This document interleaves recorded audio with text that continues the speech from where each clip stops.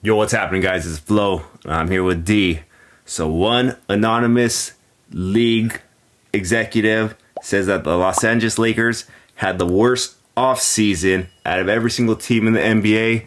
D, what do you think about these comments? Do you agree or disagree? I would disagree, but I also can't disagree with him because I know what every person's thinking. With the Patrick Beverly, even though I like Patrick Beverly, I think he's a dog on defense, and I don't think he really makes like a hurting on our team because he's not going to be like the biggest like impact player. He'll play some nice D and get our players to play hard every night, but he's not going to make a crazy impact on the offensive play. He'll make some crucial defensive plays, but again, he's not like a crazy like superstar impact. Like he's not going to be like our third best player on our team. But I think a lot of executives are thinking, how the hell is he going to play alongside Russell Westbrook? Especially like the Lakers, they haven't found a suitor to get rid of Westbrook. And that's like been nod that's our biggest weakness is Russell Westbrook. Like he just doesn't fit with LeBron. He doesn't fit with AD. Doesn't fit with the whole Lakers because he's a ball handler. He's going to want the ball like 90% of the time. And the way our team is, our 3-and-D type of team that we have right now, it's like he doesn't fit at all. And we saw what happened last year. He had like one of the worst seasons. And so I think that's why a lot of teams are writing us off. Yeah, pretty much. I don't think the Lakers did anything to make themselves a championship caliber team. We might not even done enough to make ourselves a playoff contender in the West, even with that additional playoff spot. However, I think they have set themselves up for the next 2 years. So I do like what the Lakers have done. Obviously, if we could have got rid of Russell Westbrook, that would have been great. But obviously that didn't happen. No team was really willing to take on his contract. But the Lakers did try every single week. It seemed like the Lakers were trying to push for a trade for pretty big names. Obviously, Kyrie Irving, we heard, Bradley Beal. We were hearing those names, just nobody ever pulled the trigger on them. And rightfully so, I wouldn't have made that trade as well.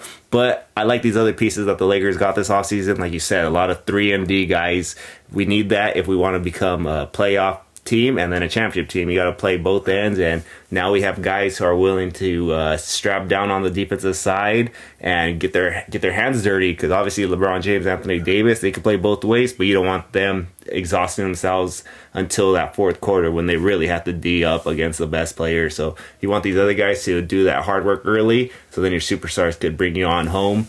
So I don't put the Lakers anywhere near the bottom. I put them somewhere in the middle, to be honest. And I think this exec was just pretty much hating, and I think that's why he stayed anonymous, because he didn't want to tie his name to that, because the Lakers are going to come after them. If you know that's bulletin board material, and they're going to come after you. Yeah, and I still think the Lakers aren't done making moves because this is Tinseltown. This is the town that everybody wants to play in. They either want to be in the LA area, New York area, or Miami area. And no matter what, I think the Lakers are always going to be one of the NBA's teams. And that's like the landing spot that majority of players want to play in. So I still think that the Lakers find a way to get rid of Russell Westbrook. And again, I think everyone's also writing us off because they're comparing last season. But even with Russell Westbrook, I still think Darwin Hayes, he figures out a way to play with him and use him. But with the healthy Anthony Davis, I'll never write out the Lakers. So with that play-in tournament, I still think the Lakers have a chance to make the playoffs because I just think they're just too talented with LeBron and AD. So long as a healthy AD with a lot of the Western Conference teams, like we mentioned before, the Mavericks, the Clippers, Denver, they have a lot of key players that are coming back from injury, so we don't know how they're going to play. And so the Lakers, I think, have a chance to make the playoffs, but I also don't think they're done making moves. Yeah, and I agree with what you said also in that quick snippet. Is a lot of these kind of negative effects are based on our last season's off-season moves out Russell Westbrook, and they're still holding that against us this year. But that was last year's off-season, not this year's. This year, I think for what they could do, they did their best job. And like I said, it's not championship material yet, but it's a step in the right direction, and I liked it. Yeah, so I just think we're gonna have to wait what happens, because I still think that the Lakers, they're still talking about the Buddy Hield, Miles Turner.